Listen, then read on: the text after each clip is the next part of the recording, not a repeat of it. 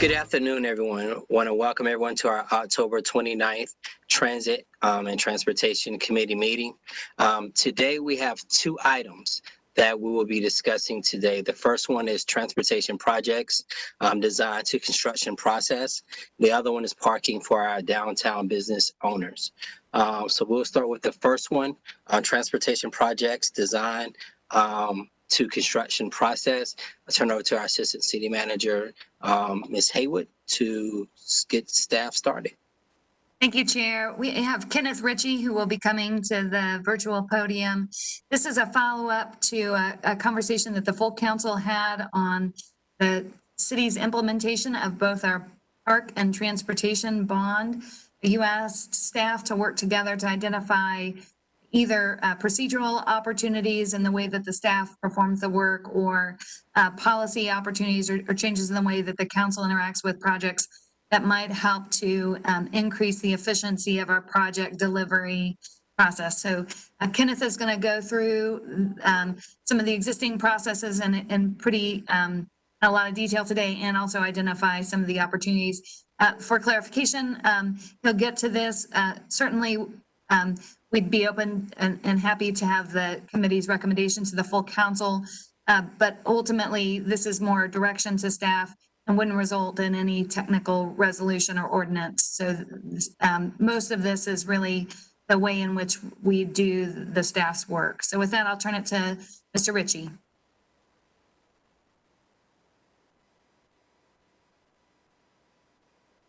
He's muted.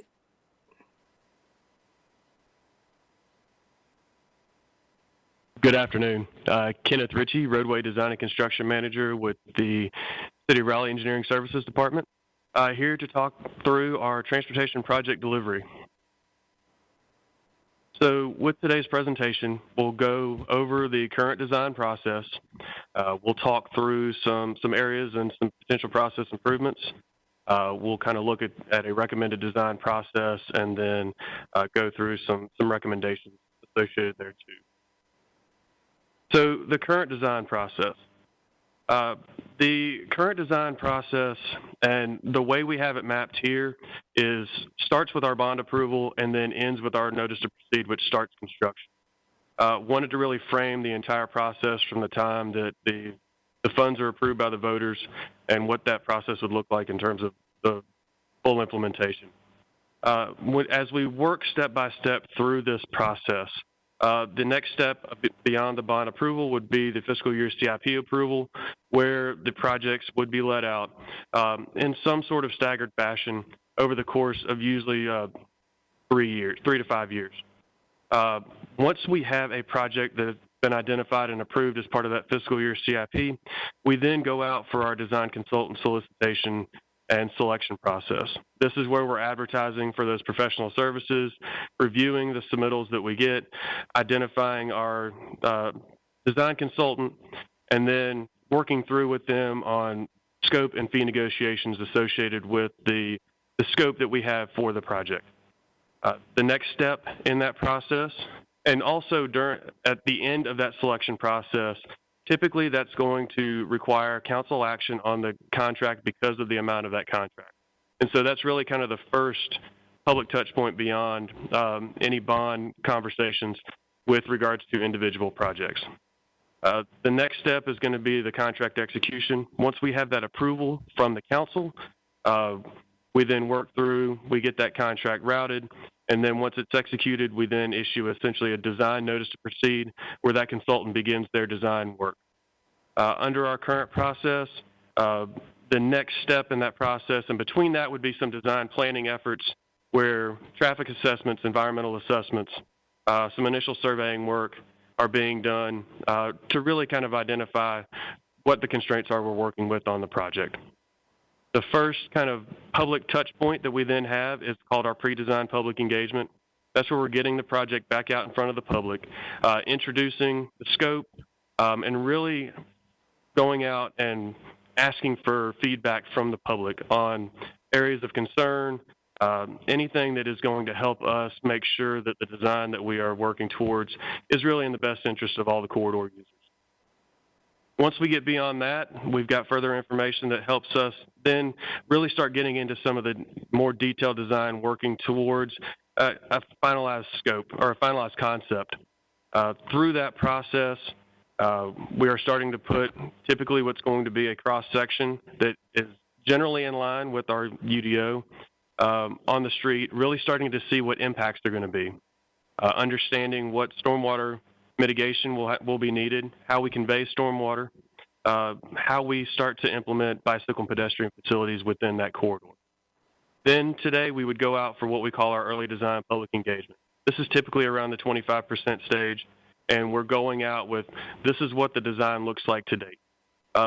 During that public meeting, there may be opportunities where we have some alternatives that we want to get feedback on from the public, but we're really just trying to get a sense of, is this design in line with what the scope was? Then it would kind of mesh off into kind of two potential avenues.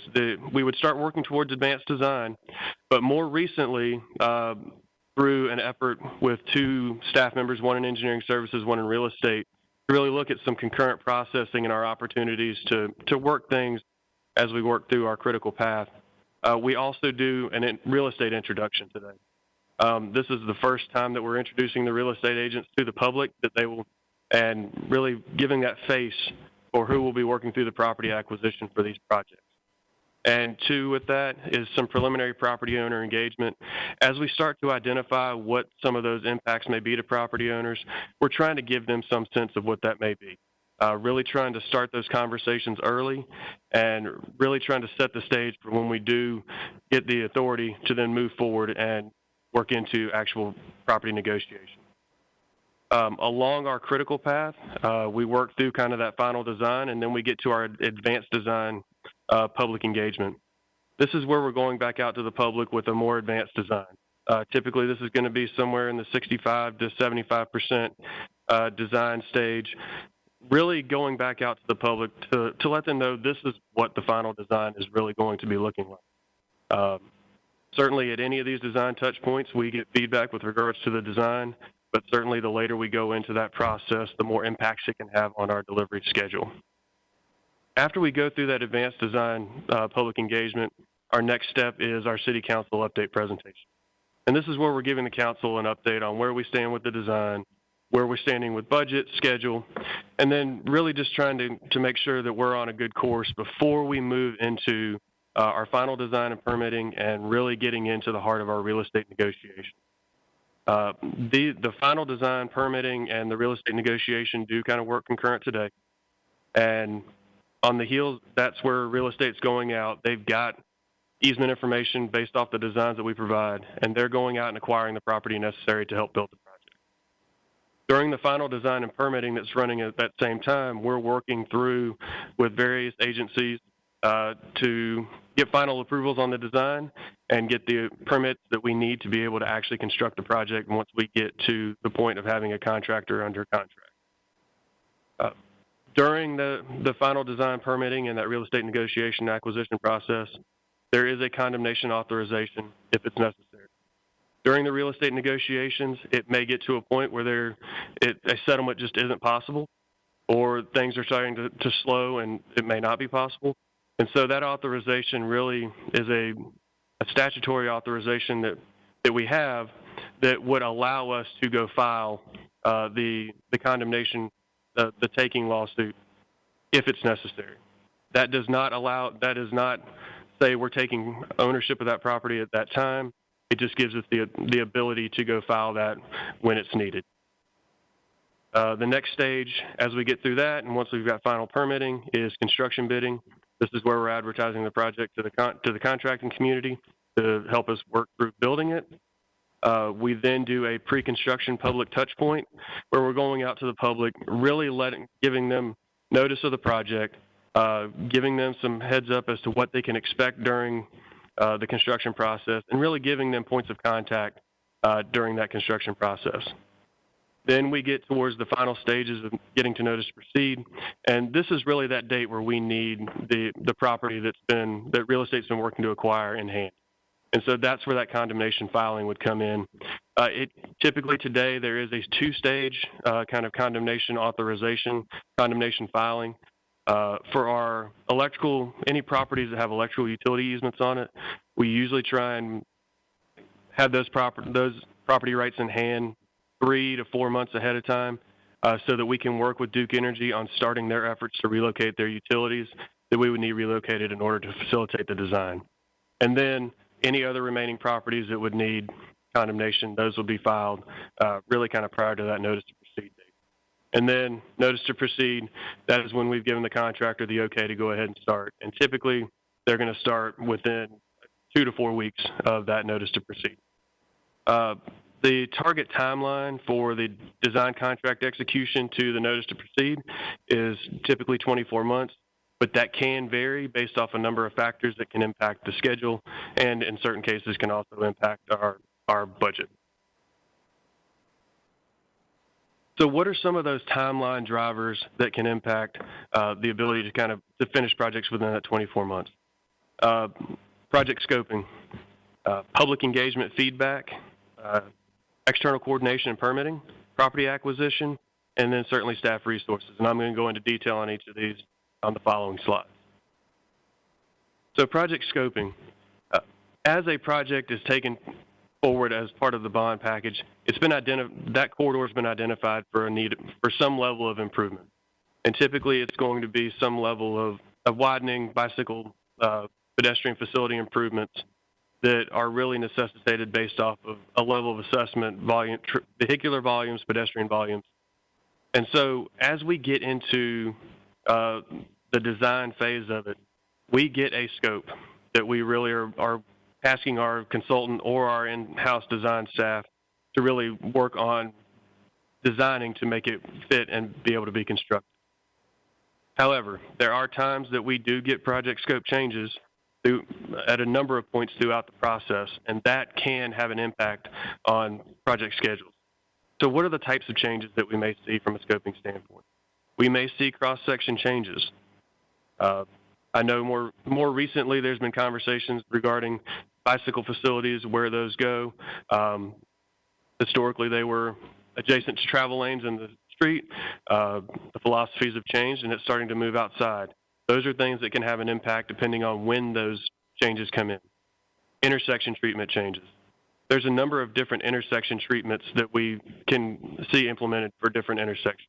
We have stop-controlled intersections with stop signs. We have signalized intersections. And then we're starting to see more roundabouts that are used at intersections to really help facilitate the efficient flow of traffic. And then we can have the addition of elements throughout at different points in the process. There may be a coordination with public utilities where we're bringing in some level of utility repair or upgrade into the process, coordination with our Parks and Recs and Greenway folks, transit.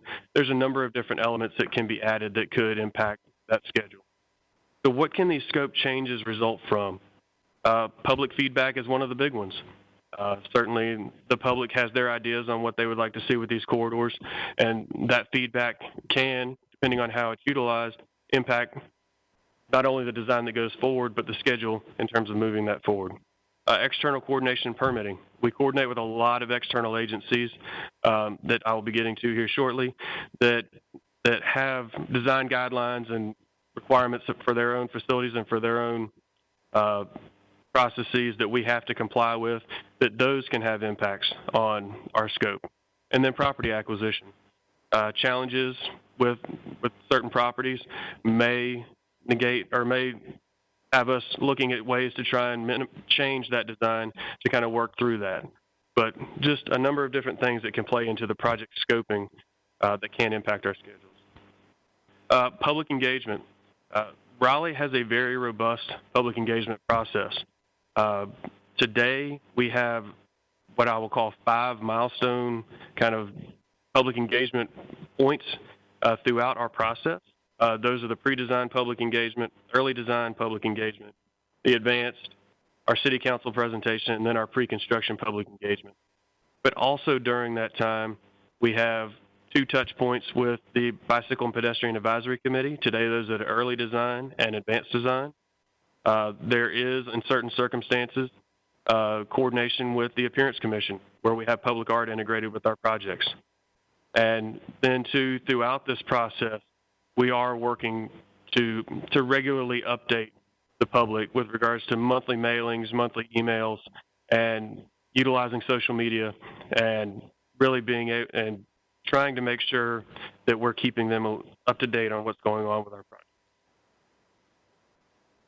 With public engagement, the impacts to schedule, it really can be a threefold thing. It's not only how we do it. Anytime we have these big milestone public engagement, there are resources required to make those happen.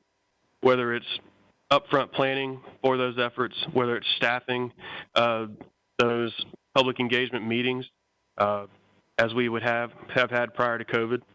And then certainly as we get that feedback, it's kind of taking that feedback in, reviewing it, synthesizing that feedback so that we can make it useful as we move forward. It's when we do that feedback. Obviously, the later we get into the process where we're getting feedback that may have changes to design, the more likely it's going to have impacts on our schedule and our cost. And then the expectations of that feedback. Certainly, we get feedback from a number of different constituents with these projects, and it's understanding that we're going to review all those comments. We're going to respond to those comments.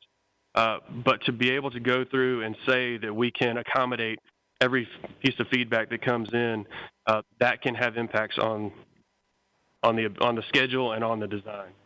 And certainly, what we try to do is we really try to understand what the overall consensus is from the corridor residents and the corridor stakeholders.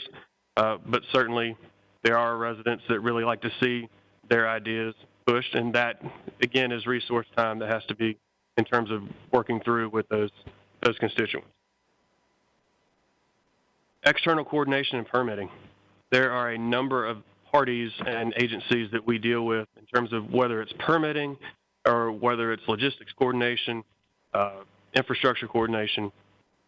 Some of those big ones, the North Carolina Department of Transportation, North Carolina Department of Environmental Quality. Railroads are another big one that we regularly coordinate with because we're having to cross over their facilities. Our private utilities, our Duke Energies, Dominion Energies, and telecommunications. And then Wake County, we have to coordinate and go through our own permitting process, and then trying to coordinate with our private development community as they're taking their projects to fruition, making sure that we're kind of coordinating that so there's no duplicate effort, or that we're not putting infrastructure on the ground that's just going to be pulled back up immediately. So those are a lot of the efforts that go on throughout the design process that can have impacts on not only the design, but the schedule of delivery. Property acquisition is another big component of our project delivery. Many times we've got to have easements right of way in order to really be able to construct our projects. And that is not an easy effort. And there is a lot of work that goes into that from not only the design staff, but our real estate staff that go through that process. Today, that you have after we come through the council presentation, we go into the heart of our real estate negotiation. We would then go through into some level of negotiation, and then we would come seek condemnation authorization as we would need the rights to those properties. And then the final filings would be prior to notice to proceed. So what are some of those factors that can influence timelines associated with the real estate process? Property owner responsiveness. There are challenges at times getting property owners to respond. Property value understanding, and then compensation expectations. Increased legal representation. We're seeing legal representation engaging earlier and earlier in our process. More impacted properties, and certainly one bigger thing as a developed city, more developed properties that are being impacted. And then staff resources. Certainly with regards to the roadway design and construction division, since FY16, 15 positions have been added from project management, inspections, and survey to really help us increase our ability to move projects forward. We have had some staff turnover recently, and staff turnover can certainly have some impacts on that schedule, but we have looked at and gone through a division restructuring very recently that is really set up to help us be able to better weather when we have staff turnover through setting up a level of succession planning within the division so that we can have that continuity and oversight. So with all that in mind, some of the process improvements that we're looking at. So this is really kind of fourfold. We've looked at concurrent processing. Where are opportunities where we can run processes parallel to each other that would allow us to help take some of that time off? And that will hold through with all three of these others. We're looking at improvement recommendations of project scoping, public engagement feedback, and property acquisition. So with project scoping, what we are recommending is to establish a design planning process to be overseen by the Transportation Planning Division of the Department of Transportation to run concurrent to the design engineer solicitation, selection, and contract execution process. We've been coordinating with transportation planning, and the goal there is to do a lot of that upfront assessment. Some of our initial traffic assessments, our environmental assessments, early coordination with some of our partners, NCDOT, Duke Energy, the railroads, to really kind of refine our scope before we bring our design engineer on.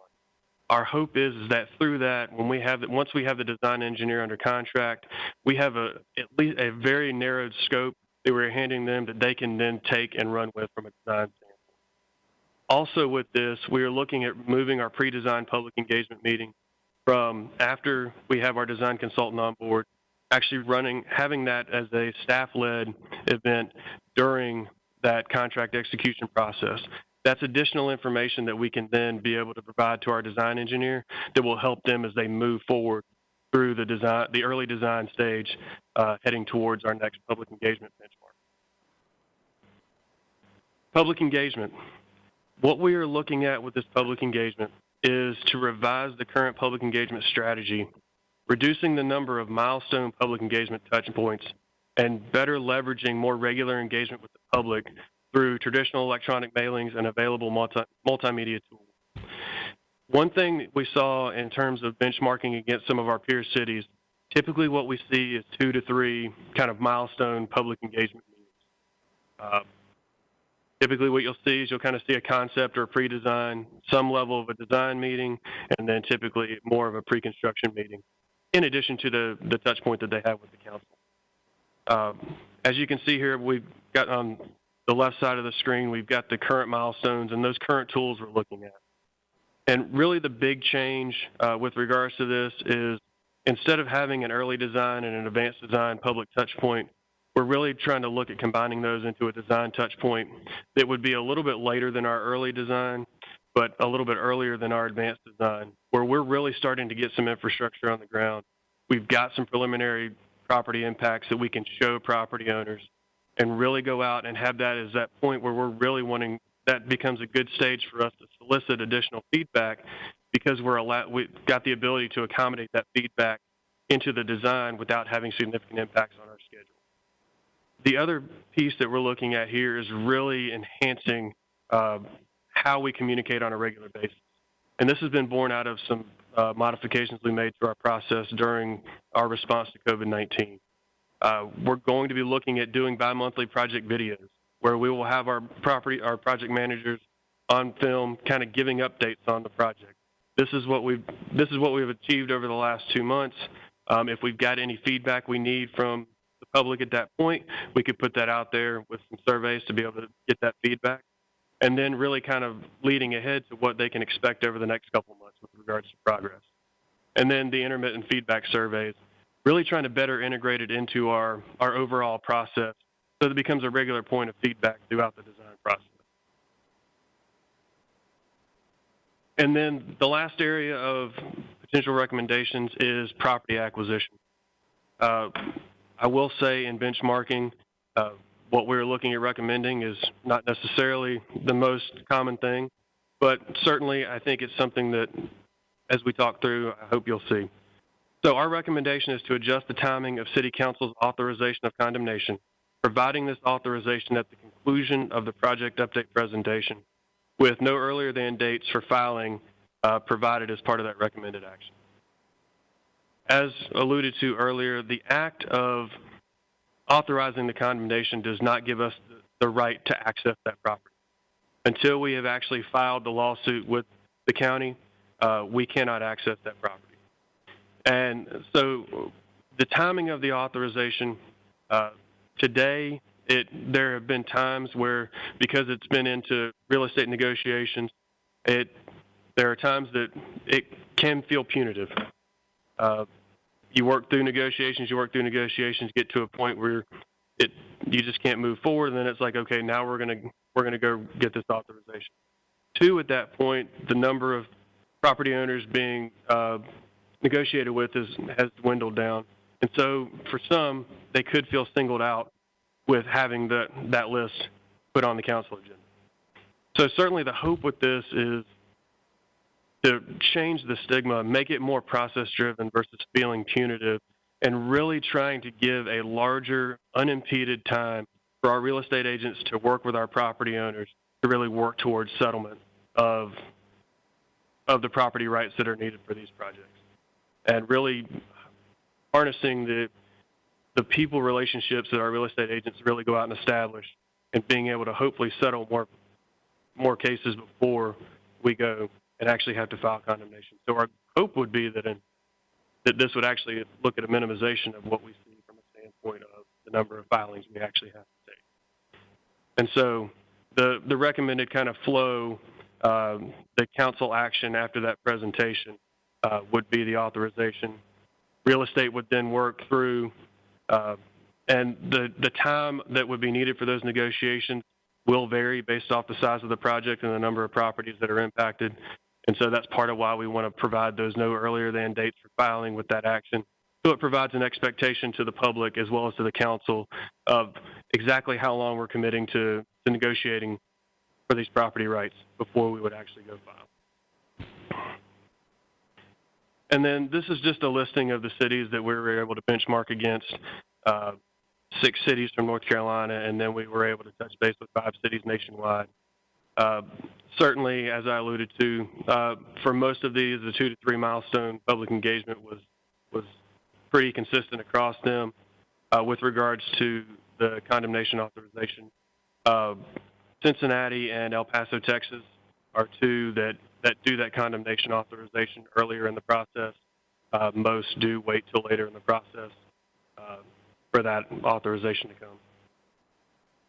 So the proposed delivery process, so with the changes, and really what we've been trying to establish is more identifying those areas for parallel processing, really being able to effectively utilize all the time that we have, certainly up front during this design phase where there's a heavy administrative portion of the solicitation, selection, and contract execution where we could be utilizing that time to help move the project forward. And then really creating a more effective public engagement process that is very heavily predicated on regular updates, regular substantive updates to the public, and then a modification to the real estate process with that earlier authorization that kind of sets that stage globally across the corridor so that everyone's working from that same foundation, that same expectation from the beginning. And our target goal with this would be to try and get the project delivery timeline down to 18 to 20 months. So staff recommendations, first it would be to establish a design planning process, be overseen by the Transportation Planning Division.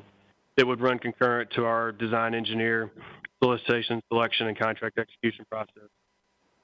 Revise the current public engagement strategy to reduce the number of milestone public engagement touch points and leverage more regular engagement with the public through our available resources and means. And then third, adjust the timing of the City Council's authorization of condemnation, providing this authorization at the conclusion of the project update presentation with those dates, the no earlier than dates for the filing of the condemnation lawsuits provided within that recommendation. So that is the end of the presentation. If there is any questions, I'll be more than happy to answer those. All right, definitely thank you for that presentation. One thing, I was looking at item number 2, and you said reducing the number of milestones. I really think what you're doing is modifying with the combination, and then you're adding 2 other things. So I think wording matters. So I think, really what you're doing is modifying what you have. So, that would be something to consider. But I want to open it up to other committee members that may have any comments or questions. Councilman Buffkin. Thank you, Mr. Chair. And thank you, staff, for your presentation. This is an encouraging development. I think it's got the potential, obviously, to deliver projects a little quicker, 4 to 6 months quicker, if I understood the revised timeline. And I think it's also got the potential to promote harmony between the city and those that might be affected by a unnecessary condemnation. So I see a lot of real positives here. I got a few questions. So on benchmarking, how are we doing on our staffing levels compared to other cities? So certainly that is not something that we have dove into in significant detail, but certainly something that we can follow up on. Okay, I think that might be helpful. At least the way I understood the presentation was you benchmarked for the process steps, but not necessarily the staffing levels. That is correct. Okay, great. So as long as I understood that correctly, if we could get that in a follow-up, that might be helpful. But I do appreciate the effort. I think it's very responsive to what we heard at the council work session last month, and appreciate your efforts. All right. Thank you, Councilman Buffkin. Any other questions or comments or recommendations? Like I said, I appreciate the presentation and going back and really looking at where we can continue to enhance our services and our communication while at the same time shortening, our construction cycle time, which in the end should hopefully, I don't know if anyone else caught it, but I caught 2 items that could be cost savings. One, by reducing the amount of time for construction, and then also by the staff running the first public engagement meeting instead of the consultant. I think that's another thing that may help save some costs on overall projects going forward, which hopefully will help us get more projects done sooner. But just something that caught my eye. I don't think it was intentional, but those are the things I guess, I try to look for, the unintentional impacts of work. So I definitely want to thank you for that. You all saw the recommendations. The presentation is on board docs. Is there a motion or a recommendation from the committee? Councilman Stewart? Councilwoman Stewart? Thank you. I'd move that we approve staff's recommendations. All right, it's been moved and properly seconded by Councilor Milton. All those in favor show by raising your hand. Those opposed have the same right. Motion carries unanimously. So thank you for that work, and we will recommend out the recommendations that were presented. So thank you for that.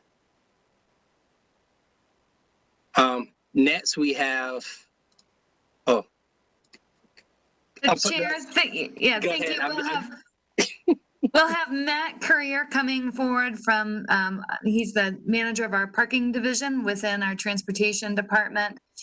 You'll remember that in a previous public comment forum, you had a downtown business owner that asked the council to consider ways that you could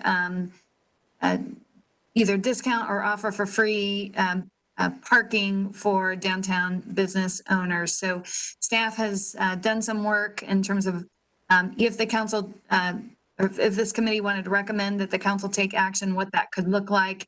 And they'll talk through some of the both policy and financial implications of doing that. With that, I'll turn it over to Matt Courier, and Michael Moore is also in chambers, our transportation director, if his assistance is needed. Good afternoon, Mayor Pro Tem and Council. It's good to see everybody again. It's been quite a while. Walk through a handful of things here as we kind of get ready to go. So I'm going to walk through a handful of things. So we're going to give some background. We're going to talk a little bit about the impact that COVID-19 has had on parking. We'll provide some program options. Then we'll walk through a matrix of those options. And finally, we'll talk about questions and next steps. So just as a reminder, because it has been probably a while, I wanted to make sure everybody understood kind of where our parking assets are. So you'll see kind of with the letters there that those represent where we own parking decks. The majority of those are located just east of Wilmington Street and then kind of clustered down there to the south around the Convention Center and the Performing Arts Center. You will also see some L's with in purple. Those represent some surface lots that we have. We have about 8 structured parking facilities with about 8,000 spaces, 680 surface lot spaces, and about 1,500 metered parking spaces throughout our portfolio. Matt, just make sure you get close to the microphone. You're coming a little bit in and out of the audio. Thanks, Tansy. And then I will note that we do not own any parking facilities along Hillsborough Street or in Glenwood South.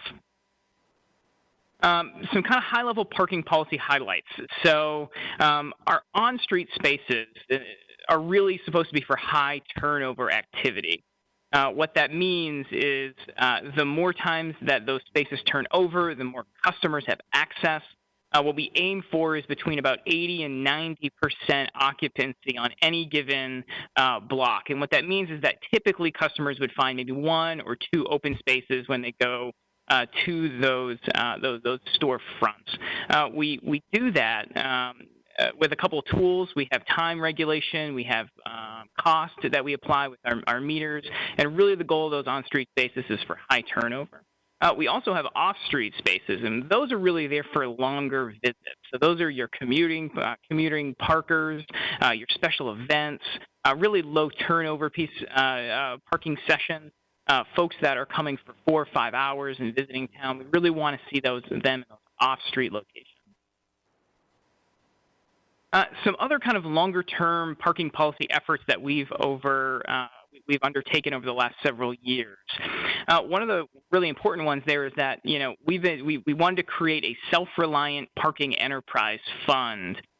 So as a reminder, enterprise funds are funds that are generally supported just by user fees and not property tax and sales tax.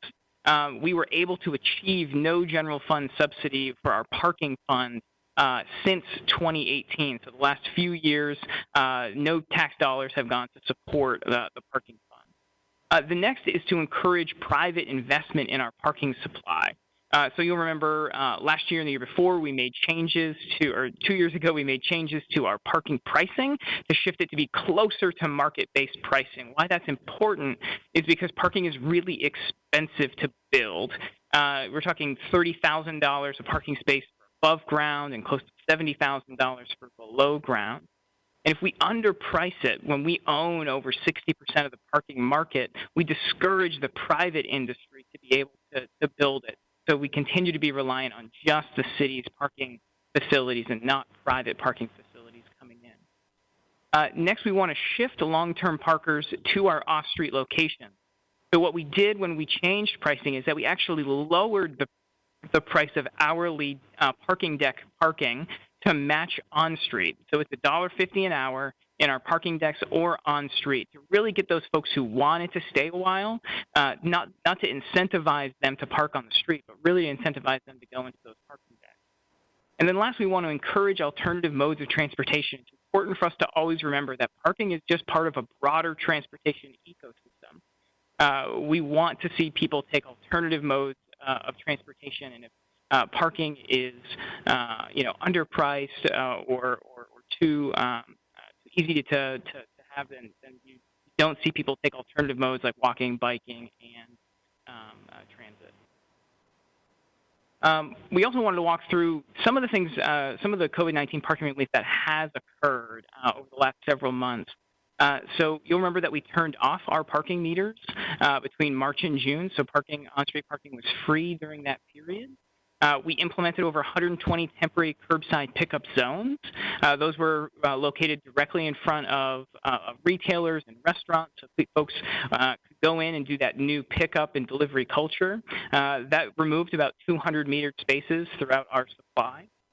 We implemented expanded dining with parklets and pedlets, about 36 of those. The majority of those expanded into the street and eliminated some parking spaces.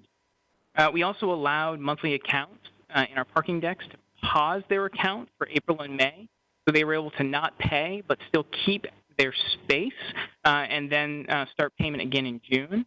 And then we've continued to suspend the 5 after 5 program as demand in the evenings hasn't been there. One piece that's important here is, all of these, parking relief items all come with a cost. They aren't free, unfortunately. And with that, we kind of roll into our financial impact from COVID. So over the last, what you'll see in front of you is our revenue and expense over the last 3 fiscal years, and then a projection for this fiscal year. You'll see in fiscal year 18 and 19 that we're in a positive net position with revenues exceeding expenses. And then last year, we specifically due to COVID, we experienced a $2.3 million loss. And then we're projecting for the current fiscal year about a $5 million loss. We're projecting our on-street revenues to be down about 36%, our off-street revenues to be down about 23%. We currently have our monthly accounts, which is our largest revenue base. We have about 16% of our customers who have canceled, and we're seeing our daily parkers in our off-street facilities down about 76%. Special event revenue has been 0 since March of last year, and we expect that to continue for at least until the springtime, until things change. What's important is that there's more context coming, and I'm sure you know this. Finance and Budget are going to be giving a presentation on the November 7th council meeting on the broader financial impacts and the city's financial condition then. And they'll be able to provide a broader context for what this means.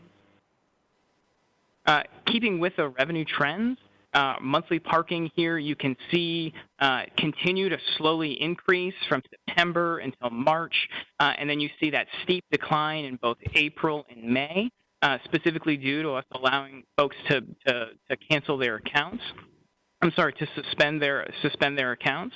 And then you see it come back in June and then slowly decrease through August. You'll see that April and June time period for us, that represented about $500,000 of lost revenue. And then probably the most dramatic piece here is our off-street. So this is parking deck daily parking. So you'll see in September and October, about $350,000 of revenue a month. You see that decline in December, January, and February, mostly due to that being winter time.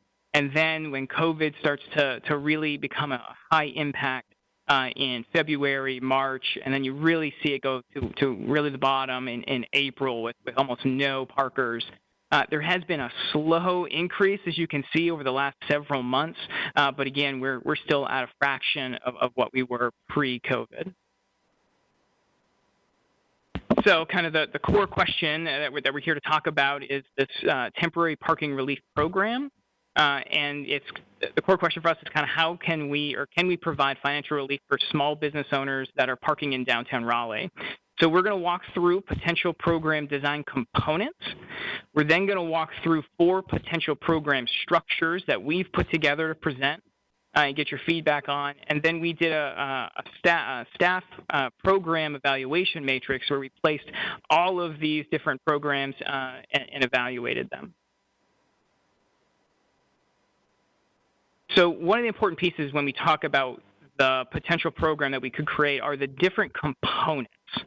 So the first component is really about eligibility criteria. So who would qualify for this program? The second is, what is the scope of the program? Are we talking business owners, or is this business owners and their employees? We want to talk about what the location of those parking options. Is it on-street, off-street, surface lots? We want to talk about the ease and speed of implementation. Is this a thing that's going to take months for us to create, or can we do it relatively quickly? We'll talk about the duration of the program. Is it a very short duration temporary program or longer? We'll talk about program pricing. Is it free? Is it reduced off of what it normally costs? And then finally, the financial impact is, how do we plan to fund this program? So we worked with Downtown Raleigh to help us with some Downtown Raleigh Alliance to help us with some scoping. So what they helped provide us was a bit of a map of the dining, service, shopping, and nightlife businesses that are within downtown or within our scope here. What you'll see on the map are an orange boundary. That is the Christmas Street boundary, or the East Street, West Street, North Street, and South Street, which we generally call our downtown core. For the scope of this is really the area that we've used. And within that area, we have about 273 small businesses. You'll also see on the map our parking deck locations. You can, again, see them clustered right in that core, and there are none, again, on the Glenwood South Corridor or up on Hillsborough Street. So when we talk about evaluating each of these programs, there are 5 criteria that we used. So we used ease and speed of implementation. We used the customer experience. We used alignment with parking policy and goals. We used ease of program management. And then finally, the financial impact of each of the programs. So the first program that we have is an on-street permit program. And this is where business owners would receive a permit that allows them to exceed the on-street parking restrictions for both time and payment.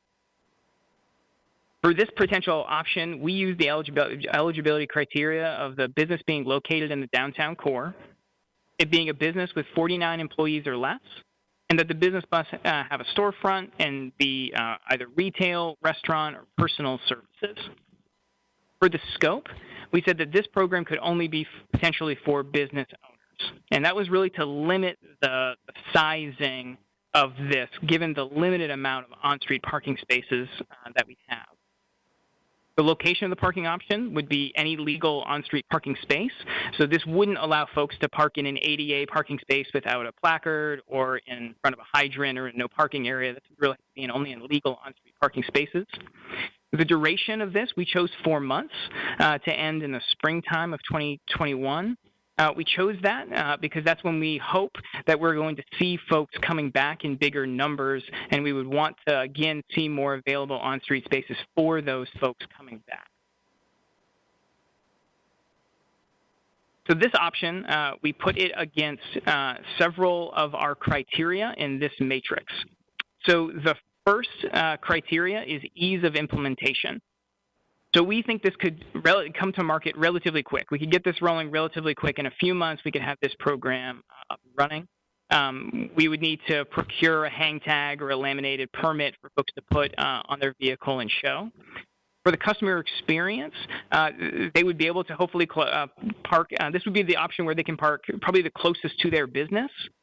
However, we can't guarantee or assign a space. This would limit customers' access to their business. And it could potentially impact other businesses that aren't part of this program, because these folks could be parking in front of those businesses and, again, reducing the total number of available spaces on the street. For parking policy alignment, this option is really not aligned. We're talking about low turnover and reduced customer access in those spaces that we want to have the most turnover and the most customer access in. This option also encourages single occupancy vehicle use. If folks are taking an alternative mode and they're provided with an option that makes taking their vehicle easier, they may take that option instead of using transit or biking or walking. This option also does impact the private parking market as well. We don't know necessarily where these folks are parking. They could be parking in other private lots or parking decks, or they could be in some of ours. And if we take them out of there, we would hurt those businesses as well. From program management, we would manage this with city staff. We have a program that manages permits at the moment, and we could incorporate that into that. However, there's really no ability to track usage. We could track how many permits have gone out. However, there's no way for us to know who or where those are being used. And then finally, what's covered up here is financial impact. So when we talk financial impact, it's really difficult to put a true number there. So what we focused on is what is the maximum financial impact? We don't know how many people would take advantage of the program, or how many would use it, how many days they would use it, when they would use it. But for on-street spaces, they generate up to or at least $15 a day per space. So that's $1.50 an hour for 10 hours a day between 8 a.m. and 6 p.m. For the max, if all of these business owners utilize this, it would be about $4,095 a day. That would be about $81,900 a month. And if we ran the program for 4 months, the total cost, or the maximum cost that this could be, would be $327,000 for that duration. The second option would be to take both business owners and employees and have them receive a parking pass that would allow them to park in the city center parking deck.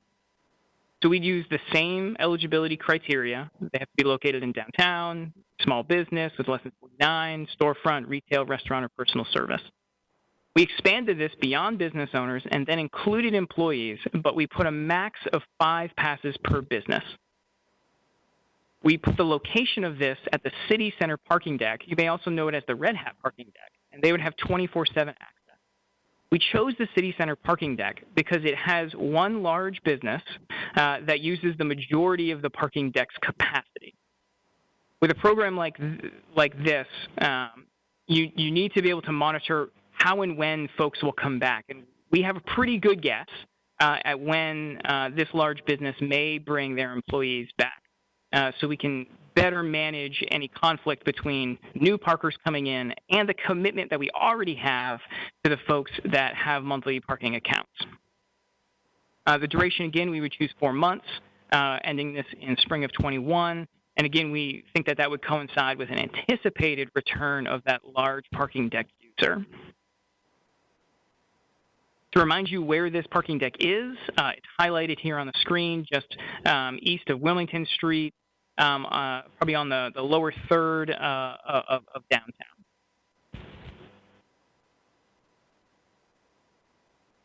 As we look at this program through the matrix, ease of implementation, it's a little bit slower to market. Some of that is because we have to deal with a third-party vendor. So McLaurin is our vendor for off-street, and they would be managing this program. We would need to do parking contracts. We'd have to procure parking proximity cards and distribute those, so it just takes a little bit longer. From a customer experience perspective, this would be covered parking, which is one of the best products we have. However, that parking deck may not be close to an individual user's business. For parking alignment, it does locate long-term parkers in an off-street location, which is good. However, it does continue to encourage single occupancy vehicle use. We're not charging necessarily market rates for this program. And again, this would impact the private parking market.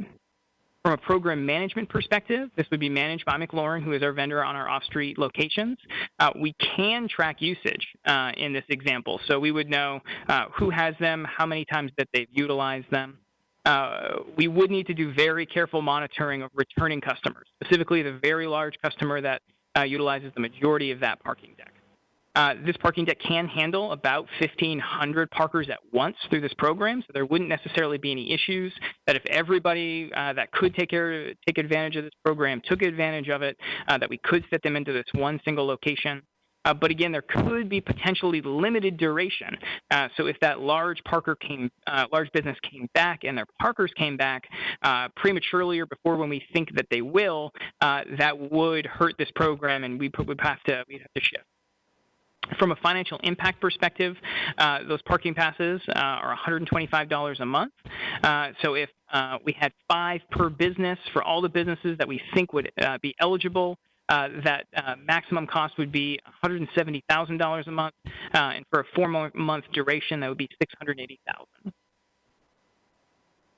The next option is very similar, except we shift those parkers from a parking deck and into some surface lots that we have in and around downtown. So same eligibility criteria, same scope of a max 5 per business. They would be, again, located in various surface lots. They have 24/7 access, and the same duration of the program, having it end in the spring of 21. Looking at a map for where those are, you'll see them highlighted here. We have a lot just east of Moore Square that has about 182 spaces in it. And then we have 2 lots that are clustered in and around the Performing Arts Center and Red Hat Amphitheater. Those have 228 and 151 spaces each for a total of about 560 spaces. So running this through evaluation criteria, ease of implementation, this is relatively quick to market. It's a little bit easier for us to procure some hang tags to distribute. This would still be vetted through our third-party vendor who manages our off-street, McLaurin. The customer experience, these may not be close to businesses.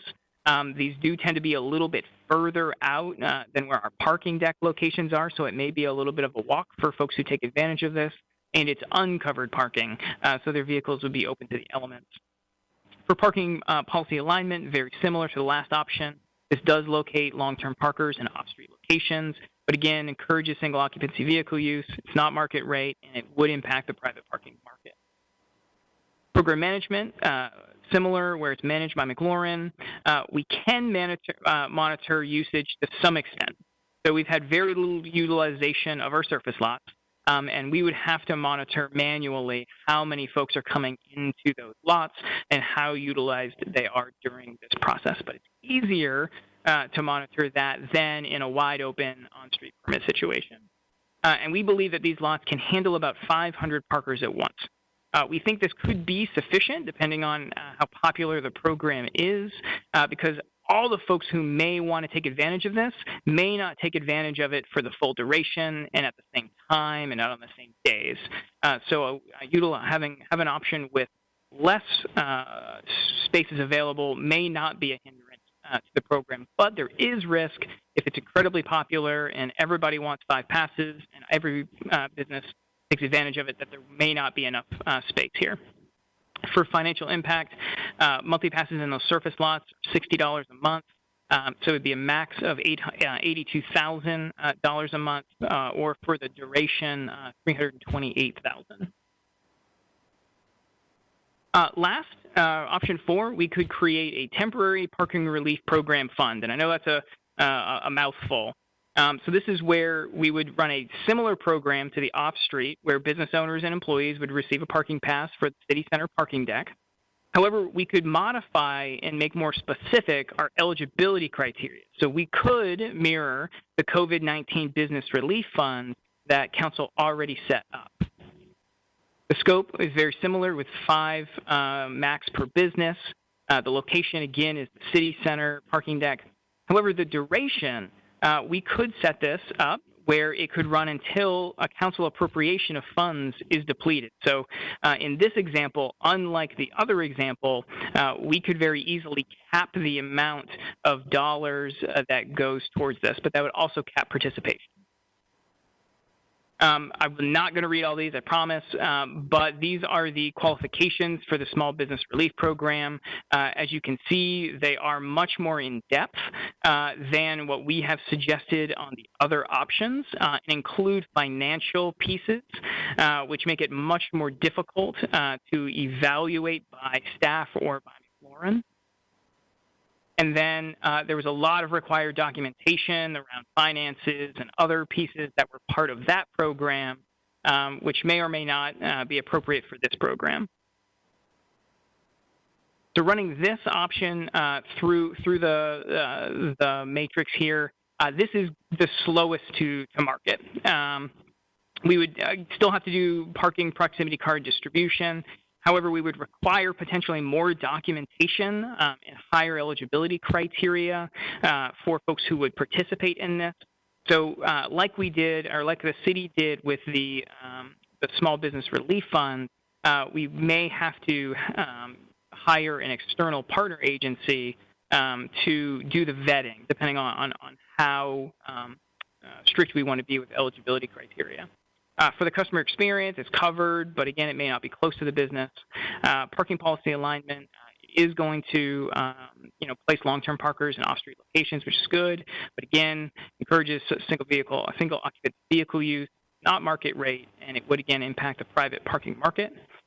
For program management, it would be managed by an external partner agency. and they would have to coordinate then with both the city and McLaurin for implementation. And then finally, there would have to be some financial coordination of the money that's at the city that would need to go to McLaurin that's vetted by this third party. Finally, with financial impact, the part that's nice is that this could be limited by a council appropriation, so we can control the amount of funds appropriated here or through this program better. But again, there's probably going to be a cost to hiring a partner to manage the program, which would limit the available funds. So with that said, we put all of these pieces through that matrix and then show it here with some red, yellow, green on each of these programs. Again, reminding you of each of them. The on-street permits would be quick to market, would have close to business parking, but it would be not aligned with parking policy. It would reduce access for customers to those businesses that utilize this and potentially their neighbors. It could be managed by city staff, but again, limited data tracking and utilization. This would be owners only, so it would be a smaller program. It would be potentially up to $82,000 a month. Option 2, the off-street parking deck. It's slower to market. It's covered parking, but again, it may not be close to the business that utilizes it. It's not really aligned with our parking policy with parking as part of a bigger ecosystem. Program management, it would be managed externally by McLaurin, and they can track utilization and usage. Finally, on financial impact, this would be owners and employees, so a larger program with a max of about $170,000 a month. Option 3, off-street surface lots, quick to market. However, it's uncovered parking and again may not be close to the business. Not aligned from a parking policy perspective. Program management, it would be McLaurin again, but again in this situation we have limited data tracking. Financial impact, it's for the owners and employees again, so same scope, except for the max here would be $82,000 a month. Option 4 is the business grant. It's covered up here, but ease of implementation, this is the slowest and probably most complicated option. For the customer experience, it's covered parking, but again, it may not be close to the business, and this would require potentially much more customer effort to be a part of this program. Parking policy alignment, again, this is not aligned. Program management is complicated. We would use a grant vendor, but we could track the usage. And then financial impact, it's for owners and employees again, but this would be a council appropriated amount, which would limit that total impact. So with all that said, we kind of have some next steps and discussion here as we talk through these. So we kind of see some potential next steps. Council could choose not to take action on this. We could have council report out and defer discussion until after that November 17th finance and budget council presentation that will give more context about the financial condition of both our funds, the other enterprise funds, and then the city. We could narrow these options for further discussion, or finally we could choose an option and refer that to the larger council.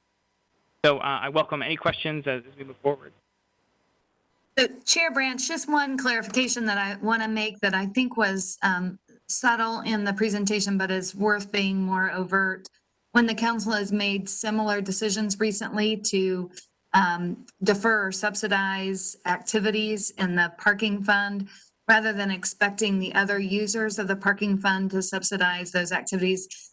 The most recent example is the free parking passes for council meetings. The general fund has covered that expense on behalf of the parking fund. And so we would recommend that you take a similar approach if you were to defer some of this revenue opportunity in the parking fund, is that we'd then work with you to identify what source of funds in the general fund you would look to help offset that financial impact to the parking fund. All right, thank you, because I was going to actually ask that question before I open up the councils. Where does the money come from? Thank you for the presentation. I have my thoughts, but I'm going to open it up first to council members for any questions. And Councilwoman Stewart. Thank you, Chair. Thank you, Matt, for this great presentation. I do have a question about the cost of the parking deck option. It strikes me where we have the on-street parking option losing funds because we're likely utilizing those meters every day, there are empty spots in the parking deck that maybe that doesn't generate in actual lost revenue. But if our decks were full, that's how much revenue we would lose. And so I would love for you to speak to that or help me better understand. Yeah, so yeah, happy to chat through that a little bit. So we put everything in the context of max impact. In this scenario, we've only lost 16% of our monthly parkers. So we still have an obligation to those monthly accounts when they do come back to provide them space. And they can come back at any time. What we don't know is when they will come back. There is, to your point, low occupancy in the decks currently. So when we talk about max amount of impact, it's really about the value of those parking spaces, and those folks that are there today are parking probably somewhere. We don't know if that's in our parking decks with monthly accounts already and paying that monthly amount. It could be on the street. So again, complicated and difficult for us to speculate on what the actual cost could be. So again, we had to utilize what that maximum dollar amount may be. I think to punctuate that point, I think the assumption we had to make partially in the context in what the request was made is that individuals perceive they're bearing this cost and want to be relieved of it. And so the assumption was they are, in fact, paying into the system now, and by stepping back from that we would be losing revenue that the system is benefiting from today. That's helpful. Thank you. Any other questions, thoughts from counselors? Counselor Bufkin, and then Counselor Milton. Thank you. Could you help us understand what this means for the parking customers? Maybe a rough estimate of how much a customer pays. Do you have an average or a median per customer expense? And I'll say I'm trying to get a gauge of how much help this is going to be to the business owners in the context of the budget risk that we're facing as a city. Sure. So I can take a bit of a stab. Monthly parking in our parking decks is $125 per month per pass. So for a business owner, if they have a single pass, $125 a month.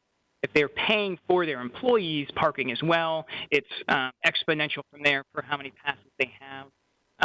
Hourly parking in the parking decks is $1.50 an hour for the first 4 hours, and $2 afterwards, for a max of around $15 a day for a normal full day.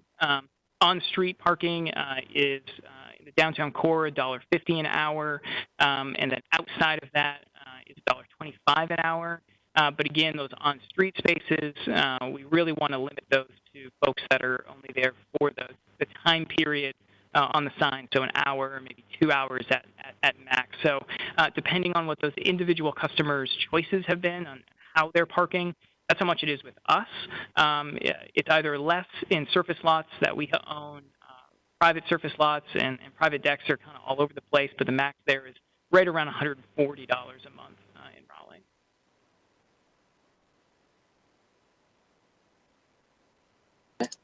Counselor Milton.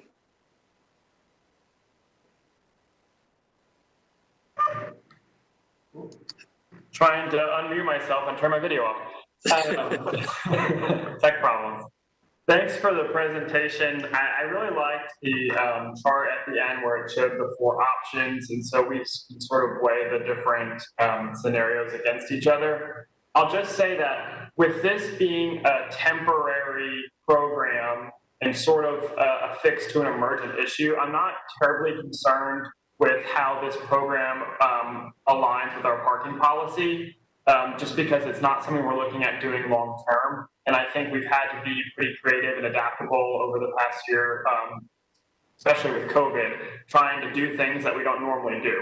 So I think for me, this was brought to us by a business owner.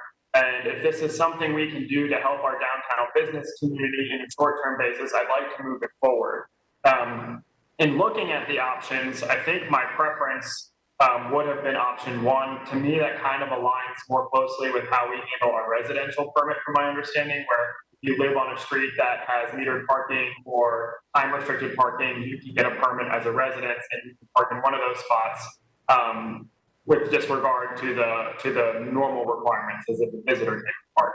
That would allow our business owners to park close to their businesses and have access to it, more closely monitor the group they need to do. So of the 4 options, I also think option 1 is probably the least impact on our income to the city. At least option 1 and option 3 seem more closely aligned. And so I think my preference would be to move forward with option 1, though I think option 3 accomplishes similar goals. So those are my thoughts on it. Okay. Any other counselors before Counselor Stewart?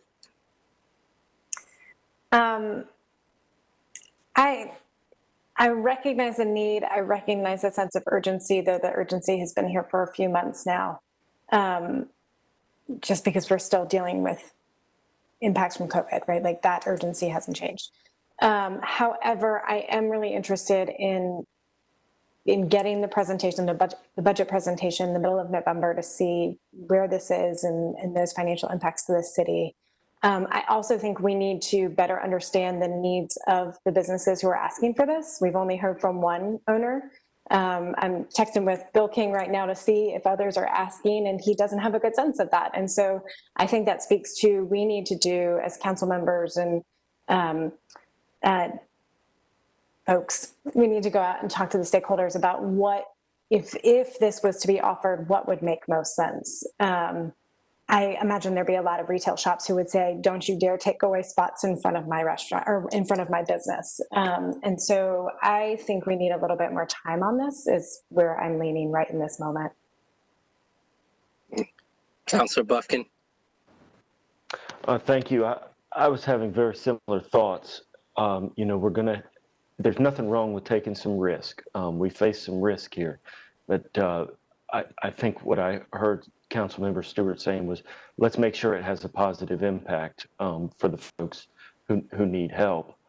And also let's be informed about the context of our budget picture. So I'm more reflecting what I think I thought I heard, and I agree with that. You know, I'm concerned about the budget numbers we're seeing in the Parking Enterprise Fund, and I'm concerned about the state of our general fund as the possible source of subsidizing, covering the costs of this. So I think I'm agreeing with Councilmember Stewart. I could probably I think Councilmember Melton also identified the options that I found most attractive. So I think we got a little homework to do. You know, I could probably get comfortable moving ahead to the November 7th meeting where we would have more of that context and hopefully have done some of that homework. But as far as the options go, I think I agree with Councilmember Melton on 1 and 3. Councilor Milton. Yeah, I think it's fine to further consider our options and maybe get some feedback from the budget office and also our community partners like Downtown Raleigh Alliance and see we may come up with different ideas. But I think we're heading in the right direction with these options.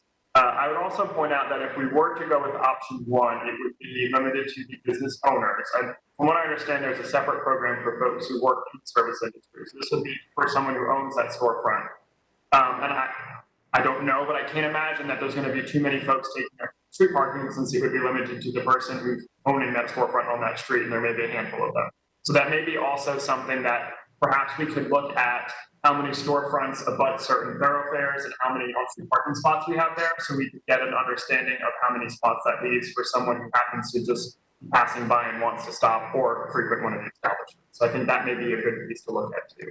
But I think that it merits further discussion, more information, and I think we're headed in the right direction. All right. So I want to thank you all. Honestly, I don't like any of them simply because of our budget constraints. And it's not that I don't think staff did a good job. I think staff, you did a great job. You presented the information as it is and you gave us viable options.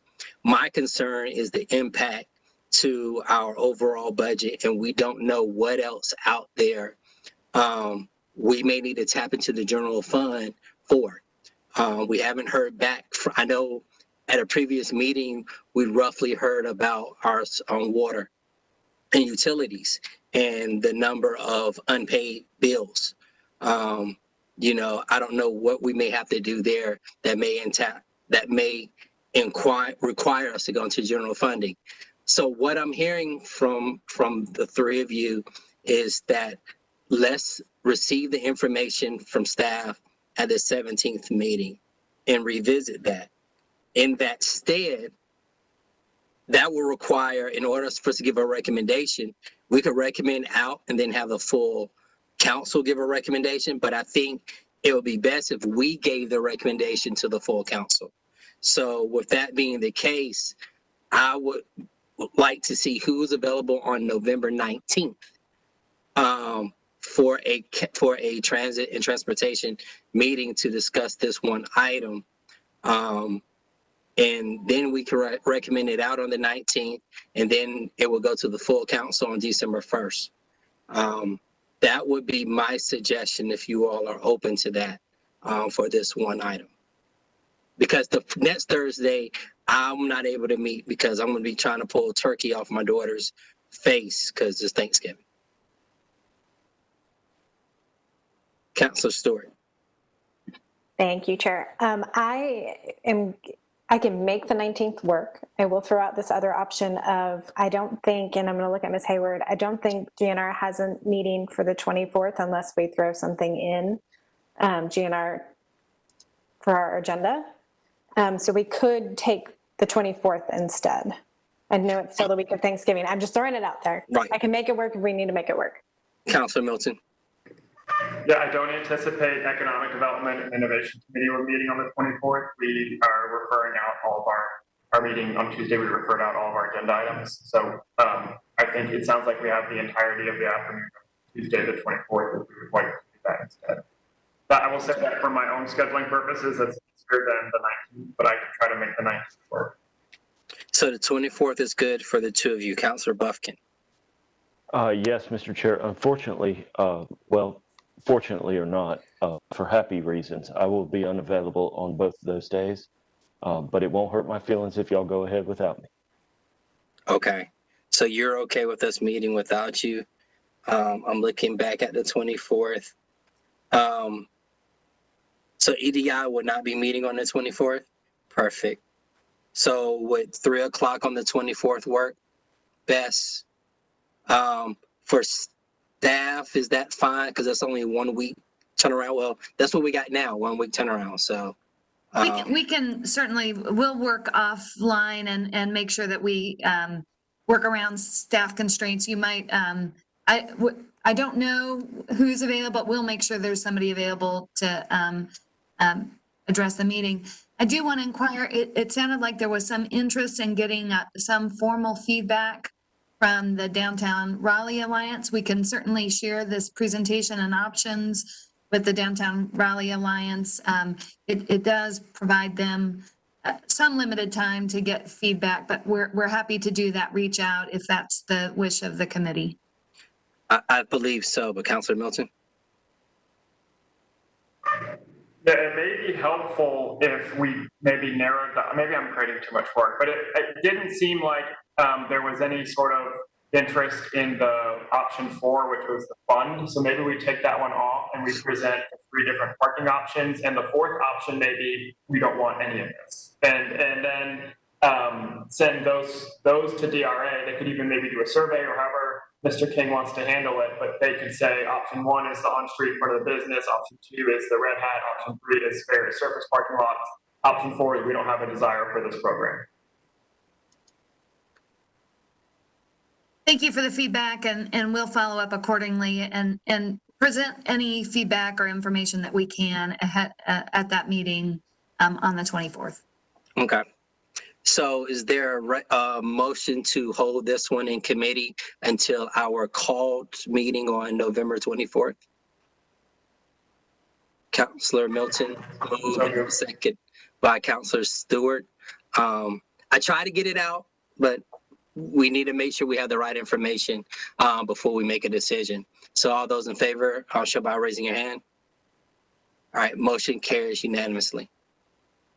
So yeah, and hopefully something for me personally, something happens that we see on this 17th that will help me support, one of these. But that's my major concern is, where we are as a city fiscally before we go ahead, because this is an important issue, but I don't know where it falls on the totem pole.